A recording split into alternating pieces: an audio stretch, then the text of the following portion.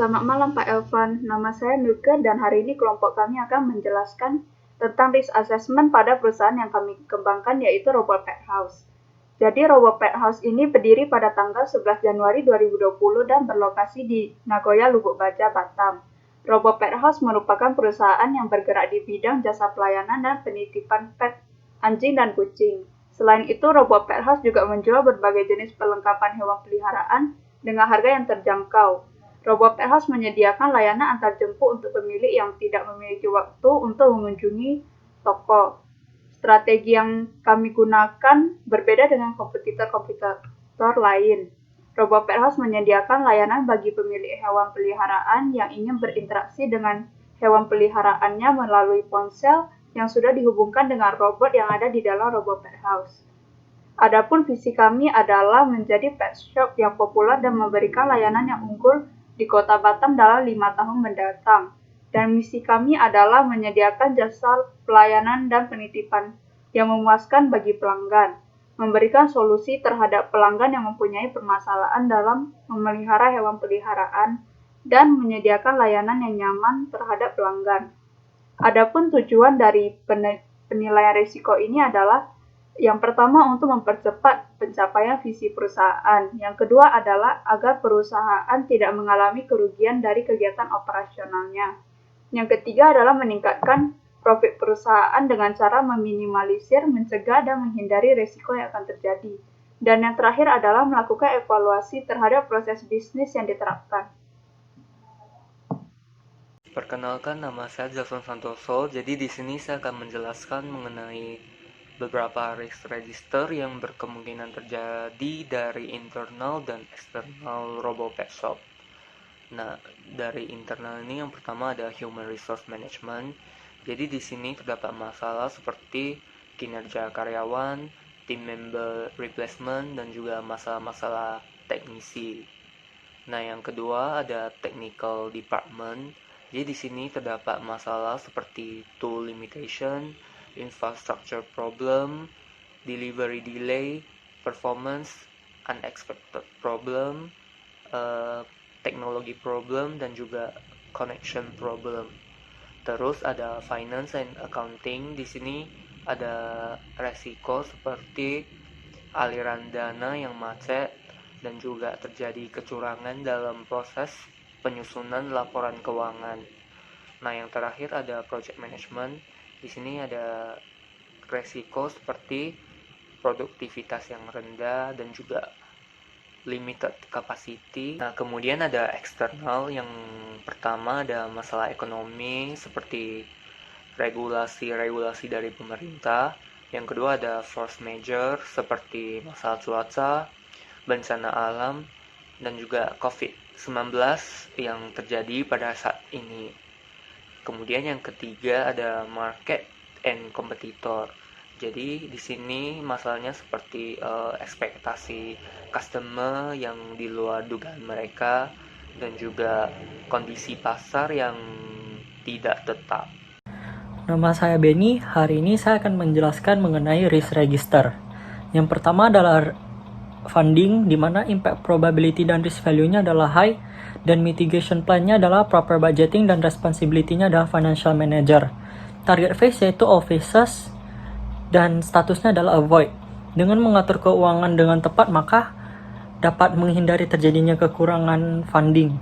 Yang kedua adalah teknologi problem, di mana impact probability dan risk value-nya adalah medium, dan mitigation plan-nya adalah keep the robot stay updated. Yang bertanggung jawab di posisi ini adalah bagian IT. Target phase-nya itu testing dan statusnya adalah mitigate. Dengan kita mengupdate software, maka robotnya akan berjalan dengan baik dan dapat mengurangi resiko terjadi masalahnya pada robot. Yang ketiga adalah connection problem, di mana impact probability dan risk value-nya adalah medium, dan mitigation plan-nya adalah keep the software stay updated, dan yang bertanggung jawab adalah si bagian IT. Target phase-nya adalah testing dan statusnya adalah mitigate. Dengan kita mengupdate software-nya, maka akan mengurangi risiko terjadinya masalah pada HP dan juga robot. Yang keempat adalah COVID-19, di mana impact probability dan risk value-nya adalah high, dan mitigation plan-nya adalah preparing preserve cash. Yang bertanggung jawab adalah si financial manager. Target phase adalah all phases, statusnya adalah accept atau sudah terjadi. Jadi dengan menyiapkan kas cadangan, maka akan dapat bertahan lebih lama dalam situasi pandemi COVID-19 ini. Yang kelima adalah employee performance, yaitu impact probability dan risk value-nya adalah medium. Mitigation plan-nya adalah preparing a specialized training, dan yang bertanggung jawab adalah si human resource manager. Target phase yaitu testing, dan statusnya adalah mitigate. Dengan melakukan training yang khusus, maka akan mengurangi resiko terjadinya performa karyawan menurun. Yang keenam adalah infrastructure problem, yaitu impact probability dan risk value-nya adalah medium.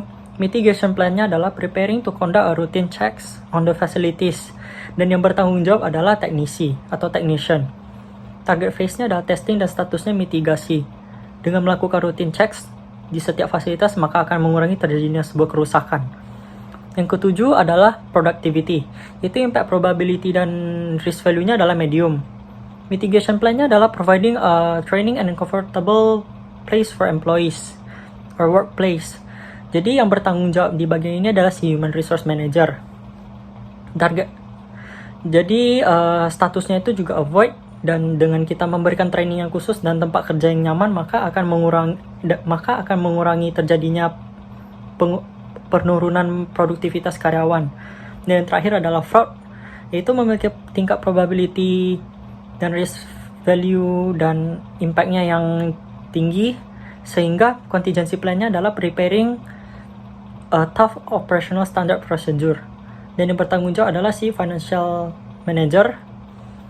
Dan target phase-nya itu adalah bagi all phases, dan statusnya adalah avoid atau mencegah. Dengan kita memperkuat standar operasional prosedur, maka akan mengurangi risiko terjadinya fraud.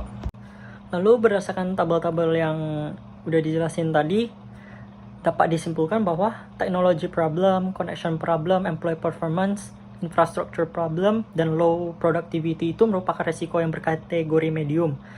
Hal ini disebabkan karena kejadian seperti itu secara signifikan tidak akan memberikan dampak yang cukup mengalami kerugian besar pada perusahaan. Namun kejadian seperti itu juga di sisi lain yang akan juga menyebabkan ketidaknyamanan bagi pelanggan. Sehingga untuk meminimalisir terjadinya hal seperti itu, maka pihak manajemen diharapkan dapat melakukan pengawasan ketat terhadap divisi-divisi yang bertugas untuk memilah software yang digunakan dengan membuat laporan mengenai kondisi software pada akhir setiap minggu. Selain itu, kegiatan-kegiatan seperti training kepada karyawan juga harus tetap dilakukan agar kinerja mereka tidak memburuk.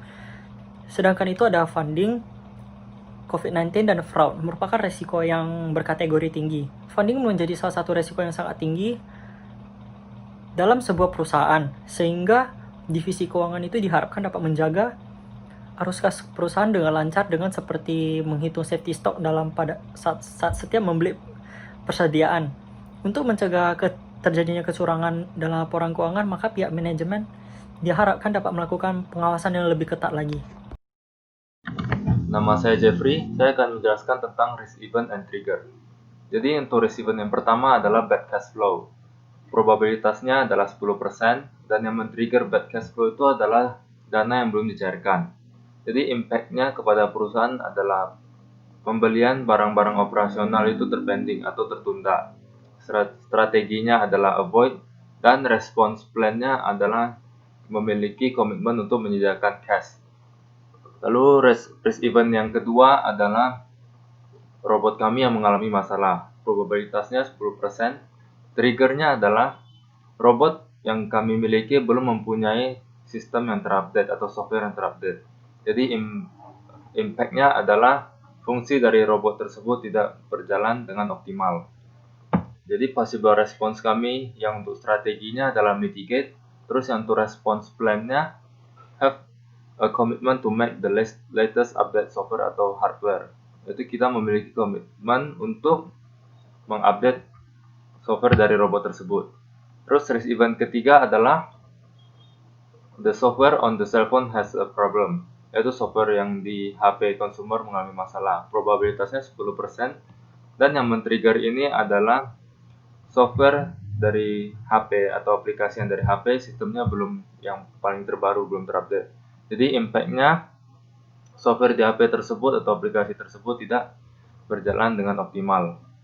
Jadi possible response-nya untuk strateginya mitigate, terus untuk response plan-nya kita memiliki komitmen untuk mengupdate software terbaru di handphone. Terus yang risk event yang keempat adalah tidak ada customer. Ini probabilitasnya 10%. Di trigger karena situasi yang kurang mendukung. Terus impact-nya menjadi kita memiliki kekurangan pendapatan. Jadi possible response-nya di strategi kita accept. Terus yang di response plan kita memiliki komitmen untuk memperbanyak promo dan pengiklanan. Terus risk event yang kelima itu adalah kurangnya jasa profesional. Itu probabilitasnya 10%. Dan yang men-trigger risk event ini adalah komplain dari consumer. Dan impact-nya terhadap perusahaan kita adalah nama perusahaan kita menjadi jelek. Terus possible response-nya untuk yang strategi yaitu kita mitigate. Terus untuk yang response plan, kita berkomitmen untuk memilih pekerja yang terkualifikasi. Terus yang risk event ke-6 itu ada less visiting consumers. Itu probabilitasnya 10%. Dan yang men-triggernya adalah persaingan yang cukup ketat. Impact-nya menjadi kita berkurang pendapatan kita. Terus possible response-nya strateginya itu avoid, dan response plan-nya itu kita harus meningkatkan kepercayaan dengan cara menjaga agar toko kami tetap bersih. Terus yang ketujuh risk event-nya adalah ketidakpuasan pekerjaan karyawan. Itu probabilitasnya 10%. Yang men-triggernya adalah manajemen sistemnya yang jelek. Terus impact-nya menjadi perusahaan kami memiliki image yang buruk. Dan response plans-nya untuk strateginya itu mitigate, dan response plans-nya untuk itu kita mengimprove manajemen sistem yang lama dan kita mengimplementasi sistem yang lebih berguna. Terus yang risk event terakhir ada kecurangan dalam pembukuan atau financial statement-nya. Itu probabilitasnya 10%. Dan yang men-triggernya adalah kurangnya supervisor atau penjagaan di bagian keuangannya. Terus yang menjadi impact-nya adalah banyaknya kecurangan di dalam keuangannya. Terus possible response-nya untuk strategi itu avoid. Terus response plan-nya adalah kita berkomitmen untuk meningkatkan standar prosedurnya dan mengurangi kemungkinan terjadinya manipulasi keuangan. Nah, jadi kesimpulannya adalah berdasarkan tabel di atas dapat disimpulkan bahwa tidak ada pelanggan yang berkunjung menjadi salah satu risiko yang hanya dapat diterima. Hal ini disebabkan oleh terjadinya pandemi COVID-19 yang menyebabkan pelanggan merasa tidak aman untuk berkunjung ke toko, sehingga dapat dilakukan oleh RoboPet Shop karena tetap menerapkan protokol kesehatan yang kuat agar pelanggan kembali berkunjung ke toko. Kemudian untuk mencegah beberapa risiko yang berkemungkinan akan terjadi, maka RoboPet Shop diharapkan dapat terus melakukan pembaruan dan perawatan yang berkepanjangan terhadap peralatan mereka, dengan tujuan agar dapat memberikan pelayanan yang memuaskan kepada pelanggan. Sehingga secara terus-menerus reputasi mereka juga akan menjadi semakin baik dan akan menyebabkan pelanggan yang berkunjung ke toko mereka semakin bertambah.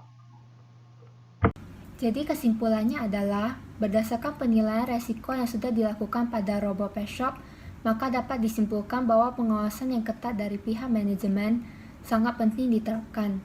Dengan adanya pengawasan yang ketat, maka sejumlah resiko yang berpotensi terjadi akan dapat dicegah atau dihindari. Setelah meminimalisir resiko yang terjadi, maka biaya yang harus dikorbankan oleh RoboPet Shop karena resiko-resiko tersebut juga tidak perlu dikeluarkan lagi, sehingga profit yang akan didapatkan oleh Robo Pet Shop juga akan bertambah.